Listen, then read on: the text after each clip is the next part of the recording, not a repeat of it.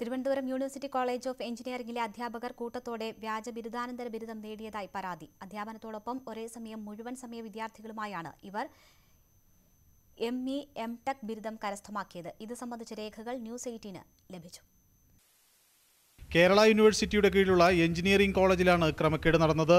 കോളേജിലെ 3 ഡിപ്പാർട്ട്മെന്റുകളിലായുള്ള 20 അധ്യാപകരാണ് സംശയകരമായ സാഹചര്യത്തിൽ ME M.Tech ബിരുദം കരസ്ഥമാക്കിയത്. മുഴുവൻ സമയ വിദ്യാർത്ഥികളായി പഠിച്ചാൽ മാത്രമേ പോസ്റ്റ് ഗ്രാജുവേറ്റ് ബിരുദം നേടാനാകൂ.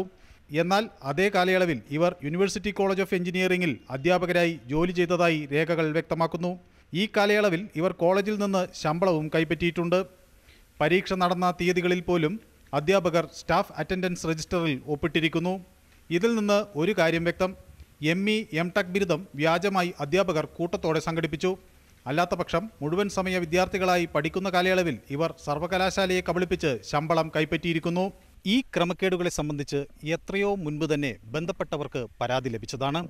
എന്നിട്ടും അന്വേഷണമോ നടപടിയോ ഉണ്ടായില്ല എന്നത് അധികൃതർ ഈ തട്ടിപ്പിന് പിന്തുണ നൽകുന്നു എന്നതിന് തെളിവാകുന്നു.